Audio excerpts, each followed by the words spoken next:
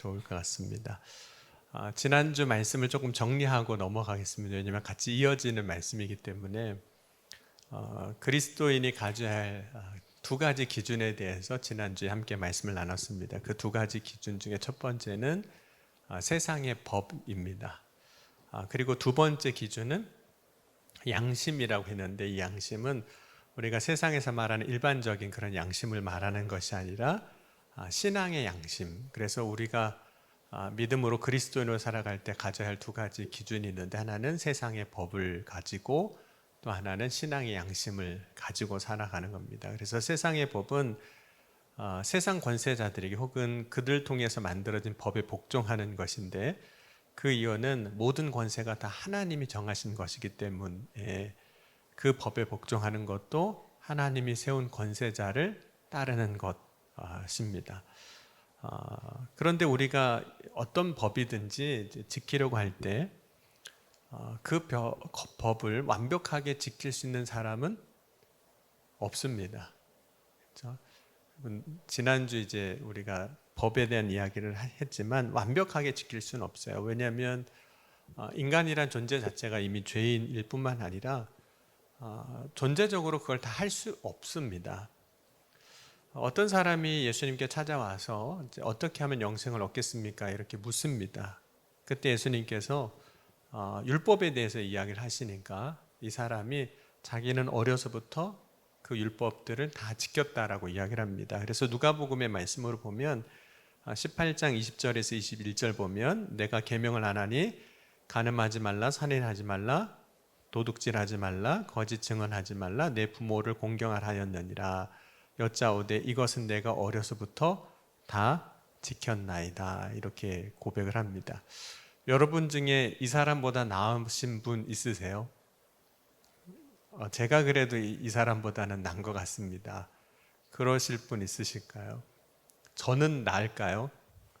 여러분이 보시기엔 어떨 것 같으세요? 그 성경에 나오는 어려서부터 제가 그 율법을 다 지켰습니다 라고 했는데, 저는 그 사람보다 나을까? 사실 이 당시에 뿐만 아니라 지금 이 시대를 기준으로 봐도 그 정도 율법을 지킨 사람이라면 정말 어디 가도 칭찬해도 아깝지 않은 사람입니다. 또 실제로 많은 사람들로부터 칭찬받고 살았을 겁니다. 너 같은 사람은 없을 거라고 그러고, 너같이 하나님의 말씀으로 사는 사람 없을 거라고 한 거죠. 그럼에도 불구하고 예수님께서 어려서부터 그 율법을 다 지켰다고 하는 그 사람에게 한 가지 부족한 것이 있다라고 말씀하셨어요. 누가복음 18장 22절 한번 같이 찾아보겠습니다. 여러분이 성경을 읽으시면서 예수님이 말씀하신 그 한 가지 부족하다고 하신 것이 예수님 뭘 말씀하신 것 같은지 여러분이 한번 읽으시면서 생각하시면서 보셨으면 좋겠습니다. 누가복음 18장 22절, 우리 찾으셨으면 같이 한번 읽겠습니다. 예수께서 이 말을 들으시고, 내가 아직 한 가지 부족한 것이 있으니 내게 있는 것을 다 팔아 가난한 자들에게 나눠주라. 그리하면 하늘에서 내게 보화가 있으리라. 그리고 와서 나를 따르라 하시니. 그러니까 예수님께서 한 가지 부족한 것이 있다라고 말씀하시면서 그 뒤에 말씀하셨거든요. 여러분이 보시기에 예수님이 그 부족하다고 말씀하신 그 한 가지는 뭘 이야기하는 걸까요? 도대체 뭘 보고 부족한 게 있다라고 말씀하시는 걸까요? 모든 재산을 다 팔아 가난한 자들에게 주라고 하셨으니까 이 사람이 이제는 청빈한 삶을 살기를 원하시는 걸까? 그게 안 돼서 한 가지 부족한 것이 있다라고 이야기하는 걸까요? 예수님이 이제 그 뒤에 보면 나를 따르라 이렇게 말씀하셨거든요. 너는 나를 따르라. 그러니까 예수님께서 제자들을 향해서 나를 따르라고 말씀하셨는데, 이 사람에게는 예수님이 생각하실 때 제자의 기준에 합당하지 않은, 제자도가 좀 부족한 그런 사람이어서 한 가지 부족하다라고 말씀하셨던 걸까요? 사실 이 사람에게 한 가지 부족하다라고 말씀하신 그 한 가지가 이 사람이 부자인 것과 사실 연관이 있습니다. 이 사람은 큰 부자라고 이야기를 했거든요. 그럼 부는 악한 걸까요? 나쁜 걸까요? 부. 네. 그건 사실 악한 것도 아니고 나쁜 것도 사실 아닙니다. 왜냐하면 하나님께서 에덴 동산에 있는 아담과 하와에게 복을 주셨잖아요. 근데 그 복을 보면 그들이 살아가기에 차고 넘치는 것을 주신 거예요. 그러니까 그런 의미에서 보면 하나님이 복을 주실 때 넉넉하게 부를 주신 거죠. 뿐만 아니라 하나님이 아브라함에게 복을 주셨을 때 창세기 12장 2절 보면 내가 너로 큰 민족을 이루고 내가 내게 복을 주어 내 이름을 창대하게 하리니 너는 복이 될지라 이렇게 말씀하셨습니다. 그리고 그 복이 되는 과정 가운데 창세기 13장 1절에서 2절 보면 아브라함이 애굽에 내려갔다가 다시 올라오는 과정에 아브라함이 애굽에서 그와 그의 아내와 모든 소유와 롯과 함께 네겝으로 올라가니 아브라함에게 가축과 은과 금이 풍부하였더라. 그러니까 하나님께서 복을 주실 때는 우리가 세상에서 말하는 부에 대한 넉넉함에 대한 그런 것들을 이제 주셨습니다. 그리고 창세기 30장 42절, 43절 보면 이제 야곱이 외삼촌 라반의 집에서 이제 고향으로 돌아오기 전에 하나님께서 그에게 복을 주셨는데 이렇게 말씀하고 있어요. 약한 양이 그 가지를 두지 아니하니 그렇게 함으로 약한 것은 라반의 것이 되고 튼튼한 것은 야곱의 것이 된지라. 이에 그 사람이 매우 번창하여 양떼와 노비와 낙타와 나귀가 많았더라. 그래서 하나님께서 그 외삼촌 라반의 집에서도 하나님이 복을 이제 우리가 말하는 세상의 복을 이제 얻게 하셨습니다. 그러니까 하나님이 복을 주실 때 번창하게도 하셨고 소유도 많게 하셨어요. 그런데 오늘 그 찾아온 그 어떻게 영생을 얻겠습니까? 한 그 사람에게 한 가지 부족한 것이 있는데 그 부족한 것이 이 부와 관련이 있다는 거예요. 그럼 도대체 부와 뭐가 부족한 것과 관련이 있는가 하는 거예요. 그거를 이제 보려면 우리가 이제 부자와 거지 나사로 이야기를 이제 또 봐야 됩니다. 여러분 부자와 거지 나사로의 이야기를 보면 이 부자가 내가 부유한 것 때문에 잃어버린 게 하나 있어요. 뭘 잃어버리는가? 그럼 누가복음 16장 19절에서 21절 한번 같이 보겠습니다. 아까 한 가지 부족한 것이 무엇인지를 여러분이 생각해 보시라고 그랬고 누가복음 16장 19절 21절 보면 이 부자에게 무엇이 부족한가, 무엇을 잃어버린 사람이 됐는가를 여러분이 찾아보시는 거예요. 16장 19절부터 21절 읽겠습니다. 한 부자가 있어 자색옷과 고운 베옷을 입고 날마다 호월합게 즐기더라. 그런데 나사로라 이름하는 한 거지가 헌데투성이로 그의 대문 앞에 버려진 채 그 부자의 상에서 떨어지는 것을 배불리려 하며 심지어 개들이 와서 그 헌데를 핥더라. 여러분이 보시기에 이 부자에게 없는 게 뭐가 있을까요? 뭐가 한 가지 부족한 게 있는데 뭐가 부족하다고 여겨지세요? 뭐가 없으신 것 같으세요? 자기 집 앞에 거지가 있는데 이 거지는 부자의 집의 상에서 떨어지는 것을 먹으려고 하는 거예요. 그러니까 상에 있는 걸 먹으려고 하는 것도 아니에요. 그러니까 먹고 남은 음식 그거라도 어떻게 좀 먹고 살려고 하고 있는데 이 사람은 날마다 호화롭게 잔치를 하지만 그 대문 앞에 버려진 그 나사로, 여러분 대문 앞에 버려졌다는 것은 매일 그 대문을 들락거렸다면 그 나사로를 봤을까요? 못 봤을까요? 봤을 겁니다. 근데 그 나사로에게 자기 집 상에서 떨어지는 음식도 주지를 않는 거예요. 여러분이 보시기에 이 부자에게는 무엇이 부족한 것 같으세요? 뭐가 없는 것 같죠?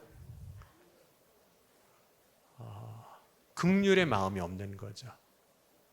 보면 참 어떻게 안타깝다, 참 안쓰럽다 이런 마음이 생겨야 되는데 그게 없는 거거든요. 좋은 옷은 입었어요. 좋은 음식으로 배불리 먹고 있었습니다. 그런데 그때 이 부자는 자신의 집 대문 앞에 있는 나사로, 이 거지는 자기 눈에 보이지 않아요. 긍휼이 없는 거죠. 여러분, 예수님을 찾아왔던 이 부자가 뭘 잃어버렸을까요? 그가 부유하게 살아오면서 뭘 잃어버렸을까요? 여러분, 이제 다 그런 건 아닐 수 있겠지만 많이 갖게 되면 적게 가진 사람들의 마음을 이해하기가 참 어렵습니다. 그거는 모든 사람이 다 그런 것 같아요. 예수님이 말씀하실 때 자신의 것을 팔아 가난한 자들에게 주라고 하셨거든요. 그런데 어떻게 하면 영생을 얻겠습니까? 라고 했던 이 사람은 그렇게 할 수가 없는 거예요. 그런 마음이 없기 때문에. 욕심은 있어요. 그런데 긍휼은 없는 거예요.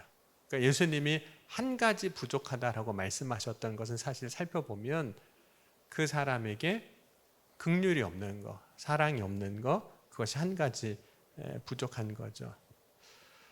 나를 위해서는 할 수 있어요. 이 거지 나사로 이야기에서 등장하는 이 부자도 나를 위해서는 뭘 했죠? 좋은 옷을 사서 입고, 자색 옷을 입고, 나를 위해서는 잔치도 열고 좋은 음식을 베풀 수 있지만 남을 위해서는 아무것도 하지 않는 거예요. 나를 위해서는 하는데 남을 위해서는 하나도 하지 않아요. 그러니까 능력이 없어서, 내가 돈이 없어서, 재산이 없어서가 아니라는 거예요. 충분히 할 수 있어요. 그런 여유도 있고 능력도 있고 다 되는데 나를 위해서는 하지만 남을 위해서 하지 않는다는 거예요. 모든 사람은 본질적으로 저와 여러분은 다 자기를 위해서 살아갑니다. 다 자기를 위해서 살고 있어요. 네, 자기를 위해서 사는데 자기를 위해서 살지만 동시에 우리는 또한 남을 위해서 살아야 됩니다. 그 남이 누구일까요? 물론 남편도 남이고, 네, 아내도 그 남이고, 네, 자식도 그 남이에요. 그리고 옆에 앉아 있는 우리 권사님도 그 남에 속해 있는 거예요. 우리가 분명히 나를 위해서 살아요, 전체적으로. 그런데 나를 위해서 살지만 동시에 남을 위해서 살 수 있어야 돼요. 여러분, 남을 위해서 살아가기 위해서 우리가 가져야 할 마음이 무엇이냐면 긍휼입니다. 사랑하는 마음이에요. 여러분, 예수님이 십자가에서 죽으시면서 마지막 하셨던 말씀 중에 하나가 다 이루었다는 말씀입니다. 요한복음 19장 30절 보면 예수께서 신포도주를 받으신 후에 이르시되 다 이루었다 하시고 머리를 숙이니 영원히 떠나가시니라. 예수님이 다 이루었다고 하신 것은 모든 사람을 죄에서 구원하시고자 하시는 그 하나님의 뜻, 그걸 이루신 거죠, 십자가에서. 또 그것은 예수님이 이 세상에서 육신을 입고 오셨을 때 세상에서 이루셔야 할 사명을 다 이루셨다는 뜻입니다. 그런데 이 다 이루었다라는 이 말 속에는 완성의 의미가 담겨 있습니다. 예수님이 완성하신 것, 그것이 무엇인지를 보여주시는데 십자가를 통해서 하나님의 사랑을 완성하셨다는 거예요. 로마서 5장 8절 보면 우리가 잘 아는 말씀입니다. 우리가 아직 죄인 되었을 때 그리스도께서 우리를 위하여 죽으심으로 하나님께서 우리에 대한 자기 사랑을 확증하셨느니라. 자, 옆에 있는 분이 여러분 사랑하는 거 아시겠어요? 네, 한번 물어보세요. 권사님, 나 사랑해? 이렇게 물어보세요. 사랑하는 거 아시겠어요? 네, 대단하십니다. 네, 제가 여러분을 사랑하는 거 여러분 아시겠어요? 네, 감사해요. 뭘로 아시는 거죠, 도대체? 제가 뭐 한 것도 없는데. 네, 도대체 뭘로 옆에 있는 권사님이 날 사랑하는구나, 이걸 아느냐 하는 거죠. 우리가 하나님이 날 사랑하신다라고 고백할 때 예수님이 십자가를 통해서 보여주신 그 사랑을 통해서 아는 거거든요. 근데 사람들은 그전까지 하나님의 사랑에 대해서 잘 이해하지 못했습니다. 왜냐하면 하나님의 사랑을 어떤 식으로 이해하려고 했냐면 하나님이 나에게 좋은 것을 주시면 하나님이 날 사랑하시는 증거로 보는 거예요. 근데 여러분, 그거는 굉장히 유아기적인 생각이거든요. 여러분은 자녀를 사랑하시죠? 아니시네요. 네, 그냥 원수가 이미 돼버리셔가지고. 네. 근데 자녀를 사랑하시잖아요. 근데 여러분, 자녀들은 간혹 그런 생각을 할 때가 있어요. 엄마가 나 안 사랑하나 봐. 아빠가 나 안 사랑하는 봐. 왜 그런 생각을 하냐면 내가 원하는 걸 안 해주니까. 내가 원하는 걸 안 해주면 아이들은 엄마 나 미워하는 것 같아. 아빠가 나 미워하는 것 같아. 이런 생각을 해요. 그런데 우리가 신앙생활 하면서도 꼭 그렇게 생각할 때가 있어요. 여러분, 기도할 때 하나님이 내 뜻대로 안 들어주시면 하나님이 사랑하시는 걸까요? 안 사랑하시는 걸까요? 여전히 사랑하고 계신데 내가 원하는 대로 안 되면 하나님 나 안 사랑하시는 것 같은 거예요. 하나님 나 버리신 것 같은 거예요. 내가 계획한 대로 생각한 대로 일이 안 풀리면 하나님 나 안 사랑하는 것 같은 거예요. 하나님 나 버리신 것 같은 거예요. 그런 생각을 해요. 그러니까 사실 우리가 그렇게 생각하는 아이들을 보면서 왜 엄마의 사랑을 이해 못하냐, 아빠의 사랑을 이해 못하냐, 그런 생각을 하는 것처럼 우리도 사실 똑같이 그러고 있는 거죠. 그래서 실제로 우리가 하나님의 사랑에 대해서 의심하기도 합니다. 그것이 일반적인 모습이에요. 그런데 하나님은 하나님의 사랑이 무엇인지를 보여주셨는데 그것이 십자가입니다. 그래서 그 십자가가 뭐라는 뜻이에요? 완성이라는 뜻이에요. 그동안 우리가 몰랐던 하나님의 사랑 우리 가운데 온전하게 드러나게 하셨던 그 완성 보여주는 사건이라고 말씀을 하는 겁니다. 근데 여러분, 율법은 뭘까요? 오늘 율법에 대한 이야기를 계속 하려고 그러는데 많은 사람들이 율법을 어떤 규례, 명령으로 이해를 합니다. 왜냐하면 율법을 보면 율법에는 하라는 명령과 하지 말라는 명령으로 되어 있기 때문입니다. 여러분, 10계명을 보면 어떻게 되어 있을까요? 1계명부터 3계명까지는 하지 말라예요. 그리고 4계명은 안식일을 거룩하게 지키라, 하라는 명령이에요. 그리고 5계명은 내 부모를 공경하라는 명령이고 하라는 명령이고, 6계명부터 10계명까지는 뭐뭐 하지 마라, 뭐 간음하지 말라, 살인하지 말라, 내 이웃을 탐내지 말라, 도둑질하지 말라, 하지 말라라는 명령입니다. 그래서 율법이 가지고 있는 특징은 지켰느냐 안 지켰느냐를 보는 거예요. 그래서 율법을 가까이 하는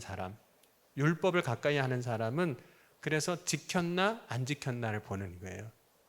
여러분, 지켰나 안 지켰나, 했나 안 했나 보는 것이 무엇일까요? 판단이거든요. 했나 안 했나. 그럼 마태복음 15장 1절 2절 보면 바리새인들이 예수님과 예수님 제자들이 이제 안식일에 길을 걷는 것을 보면서 혹은 음식을 먹는 걸 보면서 이런 이야기를 해요. 당신의 제자들이 장로의 유전을 범하고 있다. 율법을 범했다는 거예요. 그 이유 중에 하나가 떡을 먹을 때 손을 씻지 않았고 안식일에 하지 못할 일을, 이삭을 비벼서 먹기도 했거든요. 일하지 말라고 말씀하셨는데 안식일을 어겼다는 거죠. 여러분, 바리새인들과 서기관들은 어떤 사람이냐면 당시에 율법을 스스로 잘 지키고 있다고 생각하는 사람들, 바리새인들이었고, 또 서기관들은 율법을 가르치는 사람들이었습니다. 그런데 이들이 한 것은 예수님의 제자들이 율법을 어겼다라고 이야기를 하는 거예요. 그래서 예수님 제자를 판단하고 정죄합니다. 그럼 예수님 앞에 음행 중에 잡혔던 그 여인을 데리고 온 사람들도 그 여인을 판단하고 정죄했거든요. 탕자의 형, 자신의 동생이 돌아왔을 때 어떻게 했을까요?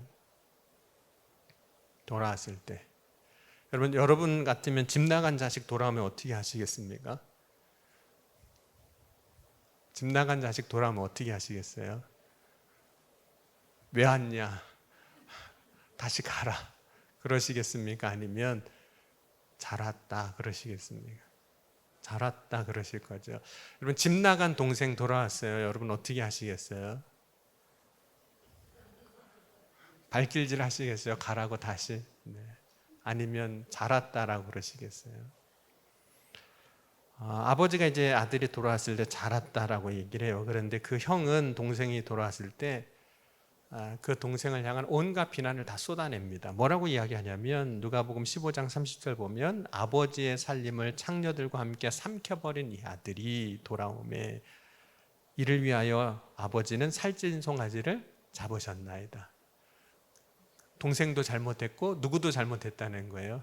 아버지도 잘못했다는 거예요. 얘도 잘못했지만 그 애를 이렇게 해주는 아버지도 잘못했다는 거예요. 그러니까 이 형이 하고 있는 건 뭐냐면 판단과 정죄밖에는 이제 없는 거죠. 물론 탕자의 형이 말하는 것은 다 사실이에요. 그 동생이 그렇게 한 일 다 맞는 말은 하고 있어요. 그런데 그에게 지금 무엇은 있냐면 율법은 있는데 뭐는 없는 걸까요? 한 가지 부족한 것이 있는데 사랑이 없는 거예요. 여러분, 율법의 완성은 무엇으로 이루어지는 걸까요? 사랑인데, 그래서 율법을 다 지켰는데, 율법으로 다 했는데 뭐가 없습니까? 사랑이 없는 거예요. 여러분, 하나님이 우리에게 율법을 주신 이유는 단지 누군가를 정죄하기 위해서 주신 것이 아닙니다. 하나님이 율법을 주실 때에는 그 율법의 기능 중에 하나가 죄를 드러나게 하는 거예요. 그래서 때로는 우리가 정죄하기도 하고 판단할 수밖에 없는 상황이 벌어지는 거죠. 로마서 7장 7절에도 그런즉 우리가 무슨 말하리요? 율법이 죄냐? 그럴 수 없느니라. 율법으로 말미암지 않고는 내가 죄를 알지 못하였으니 곧 율법이 탐내지 말라 하지 아니하였더라면 내가 탐심을 알지 못하였으리라. 하지만 하나님이 주신 율법의 기능 중에 하나는 무엇이냐면 죄를 드러나게 하는 것도 있지만 하나님을 제대로 알게 하는 거예요. 여러분, 율법을 통해서 우리가 실제로 하나님을 알게 되는데, 여러분, 율법을 통해서 하나님이 어떤 분이신 걸 우리는 알게 될까요? 왜 하나님은 율법을 통해서 죄에 대한 심판을 얘기하시는 걸까요? 그 이유는 하나님이 죄를 미워하시는 거룩하신 하나님이시기 때문이에요. 그러니까 율법을 통해서 우리가 하나님을 알아야 하나님이 이런 분이시구나. 또한 하나님이 죄에 대하여 심판하시는 것을 통해서 우리는 또 무엇을 아냐면 하나님이 공의의 하나님이신 것도 압니다. 그러니까 죄를 그냥 두시진 않으시거든요. 죄에 대해서 반드시 그 죄값을 치르게 하시고 죄에 대한 심판도 있게 하십니다. 그런데 율법을 통해서 우리가 알게 되는 것은 하나님의 사랑을 또 알게 되는 거예요. 여러분, 죄에 대해서 심판하신 하나님, 그것이 공의 하나님을 드러내신 하나님이심에도 불구하고 죄에 대해서 죽을 수밖에 없지만 죽지 않는 은혜의 길을 또한 율법을 통해서 열어두셨거든요. 그것이 구약적으로 보면 제사법이에요. 속죄를 드리고 하나님 앞에 화제를 드리고 회개하면 용서해 주시는 것. 이게 율법을 통해서 우리에게 주신 하나님의 사랑이에요. 그러니까 율법 안에는 무엇이 사실 담겨 있는 걸까요? 율법에는 하나님의 공의도 담겨 있지만 그 율법 안에는 또 무엇이 담겨 있는 걸까요? 하나님의 사랑이 무엇인지도 그 안에 담겨 있는 거예요. 그러니까 사랑 없는 율법은 온전한 율법이 될 수가 없는 겁니다. 여러분, 우리가 어떤 법을 가지고 살기 시작하면 어떤 일이 벌어지기 시작하냐면 자기 법을 만들기 시작해요. 자기 법. 여러분들도 다 자기 법이 있는 거 아시죠? 여러분들이 다 만들어 놓은 자기 법이 여러분의 삶에 있어요. 네, 옷 입는 것에서부터 어디 가는 것부터 음식 만드는 것부터 다 자기 법대로 살고 계신 거예요. 근데 그 법이 너무 세면 이제 어디 가서 이제 부딪히는 거예요. 왜냐면 다 자기 법이 있으니까.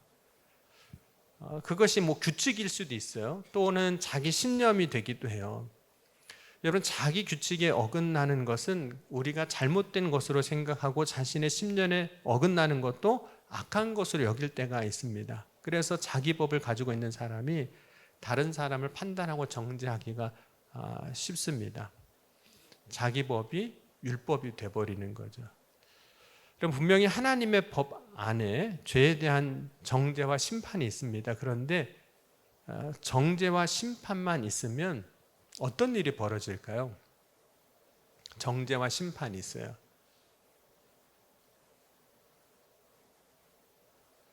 여러분 청소할 때 지저분한 거를 이제 다 버리잖아요. 더러운 걸 다 치우잖아요. 근데 지저분한 걸 버리고 더러운 걸 다 정말 하나도 안 남기고 다 치우면 어떤 일이 벌어질까요? 집에 아무것도 안 남습니다. 자기 법 안에서 지저분하고 더러운 걸 이렇게 치우기 시작하잖아요. 아무것도 안 남아요. 그럼 분명히 하나님의 법 안에 죄에 대한 정죄와 심판이 있습니다. 그런데 정죄와 심판이 있으면 아무것도 안 남습니다. 왜냐하면 하나님의 법이 정죄와 심판만 있다면, 공의의 하나님이 정죄와 심판으로만 나타나면 하나님은 어떤 방식으로 표현이 되냐면 소멸하는 불이에요. 여러분, 소멸하는 불이 태워버리면 뭐만 남을까요? 아무것도 안 남아요. 정말 아무것도 안 남아요. 여러분, 소멸하는 불 안에 남는 것이 없습니다. 그래서 하나님의 법의 마지막에는 항상 무엇이 있냐면 사랑이 있는 거예요. 소멸하는 불 안에 죽지 않고 살아남을 수 있게 하는 것이 하나님의 사랑인 겁니다. 사실 그래서 우리가 지금도 살고 있는 거예요. 하나님 안에서 사는 거예요. 하나님의 은혜 안에서 우리도 그래서 지금 살아가고 있는 겁니다. 그래서 하나님의 율법의 완성이 사랑이라고 이야기를 하는 거죠. 그럼 하나님의 법에 사랑이 없다면 하나님의 법은 어떨까요? 무섭습니다. 우리가 아마 사랑이 없는 성경, 율법만 있는 성경을 본다면 우리는 두려워서 성경을 못 읽을 겁니다. 무서운 법이 되는 거죠. 하나님의 말씀은 항상 두려운 말씀이 되는 겁니다. 그런데 그 안에 무엇이 있기 때문에 더 이상 두렵지 않는 걸까요? 사랑이 있기 때문에. 율법 안에, 법 안에 사랑이 있기 때문에. 그럼 오늘 13장, 로마서 13장 8절 한번 같이 읽겠습니다. 13장 8절입니다. 같이 읽겠습니다. 피차 사랑의 비되에는 아무에게든지 아무 빚도 지지 말라. 남을 사랑하는 자는 율법을 다 이루었느니라. 그러면 사랑의 빚진 자라는 게 무슨 뜻일까요? 먼저 우리가 다 사랑의 빚진 자거든요. 왜냐하면 예수님을 통해서, 예수님의 십자가를 통해서 우리가 죄사함을 받았기 때문에 그 사랑의 빚진 자입니다. 그럼 빚진 사람은 어떻게 해야 될까요? 빚진 사람은 어떻게 해야 되죠? 빚을 아직 안 져보셔서 잘 모르시는군요. 빚진 사람은 어떻게 해야 되는지 아세요? 빚을 갚아야 돼요.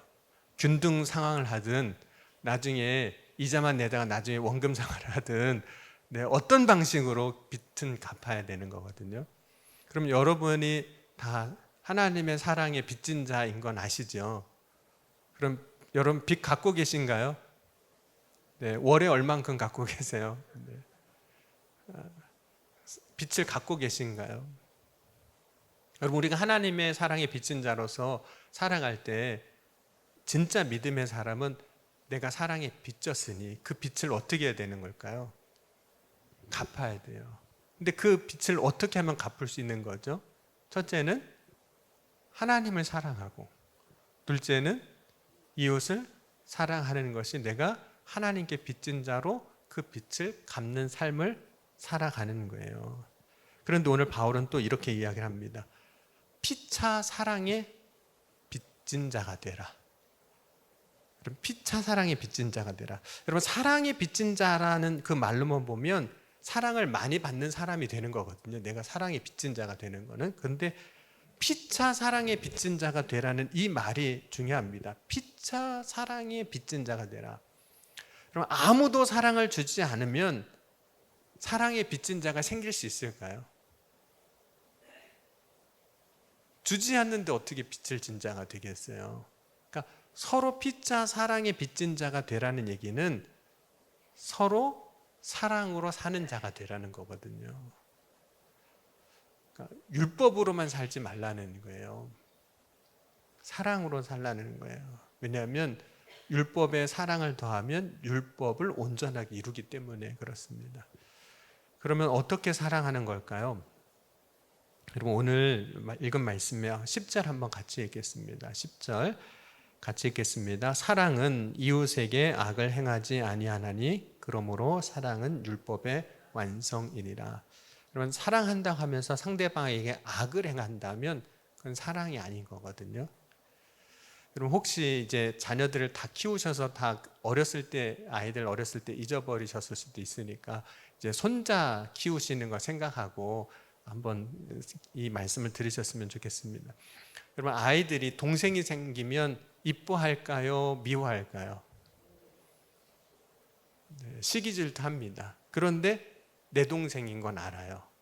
그래서 사랑해야 되는 건 알아요. 그런데 마음에 그냥 괜히 미워요. 엄마 사랑 뺏는 것 같고 내 자리 뺏는 것 같고 아빠 사랑 뺏는 것 같아서. 그래서 동생이 생기면 아이들이 어떻게 하는 경우들도 있냐면 동생한테 가서 아 예쁘다 그러면서 엄마가 한 번 한 대 딱 때리고 와요. 아 예쁘다 하고 볼을 만지면서 꼬집고 오는 거예요. 마음에 미움이 생기니까. 말로는 이쁘다고 하지만 손으로는 동생의 얼굴을 꼬집거나 해코지를 하는 거죠. 그것이 어떻게 보면 그 아이가 할 수 있는 소심하지만 악을 행하는 거예요. 미워하는 거. 아주 소심하게. 아주 그 아이가 할 수 있는 그 범위 내에서 소심하게 악을 행하는 겁니다. 여러분, 사랑은 이웃에게 악을 행하지 않는다 그랬어요. 악을 행하지 않는다고 해서 온전히 사랑을 행한 건 아닙니다. 그런데 사랑을 행하는 것은 진짜 어떤 걸까요? 적극적으로 사랑을 행하는 것. 그럼 무엇이 사랑이라고 느껴지세요? 뭐가 사랑이죠? 여러분, 성경에 사랑이라고 표현된 것들이 실제로 무엇을 말하는 걸까요? 십자가의 사랑, 뭘 말하는 거죠? 십자가의 사랑, 뭘 말하는 걸까요? 탕자가 돌아왔을 때 아버지의 사랑, 뭘 말하는 거죠? 용서예요. 여러분, 동전이 앞면 있고 뒷면 있잖아요. 근데 여러분, 동전 이제 500원짜리로 해볼게요. 500원짜리 이렇게 뒤집어 보면 500이라는 숫자가 써 있어요. 그러면 500원이잖아요. 앞을 또 뒤집으면 그림에 뭐가 있죠? 학 그림이 있습니다. 그러면 학은 500원이 아닌가요? 학 그림이 나오면. 그러니까 그림으로는 그림이고 뒤집으면 숫자지만 가치는 똑같습니다. 여러분, 사랑이랑 용서는 어떤 거냐면 동전의 앞면과 뒷면과도 같아요. 이렇게 보면 이게 사랑이에요. 근데 뒤집어 보면 그게 용서예요. 똑같은 거예요. 이렇게 뒤집었더니 학이 나오고 이렇게 뒤집었더니 500원짜리 숫자가 나오는 거랑 똑같은 거예요. 여러분, 성경에서 사랑이라고 말하는 것들이 다 뭘까요? 십자가의 사랑. 뭘 말하는 걸까요? 용서예요. 하나님의 사랑, 용서입니다. 그럼 우리가 어떻게 율법을 이룰 수 있을까요? 율법 조문을 우리가 다 지켰다고 율법을 이룬 것이 아니라 한 가지 부족한 것이 있는데 그것이 무엇이냐면 사랑이에요. 그것이 무엇이냐면 용서예요. 용서함으로 내 삶의 사랑을 이룰 때 우리가 비로소 율법을 온전히 이루는 삶을 살아가게 되는 겁니다. 아마 그런 삶을 우리가 살고자 할 때 또 살아갈 때 주님은 우리에게 그렇게 말씀하셨을 거예요. 한 가지 부족한 것이 채워졌구나. 내가 한 가지 부족하다고 말씀하셨던 그 말씀이 긍휼이 없는 거, 사랑이 없는 거였는데 그 한 가지 부족하다고 여겼던 그것이 이제 내게 채워졌구나. 여러분, 오늘 이 시간 저와 여러분이 한 가지 부족한 자로 살아가는 것이 아니라 하나님이 말씀하신 그 한 가지 부족한 것이 채워지는 그 믿음의 삶을 오늘 살아갈 수 있기를 주의 이름으로 간절히 축원합니다.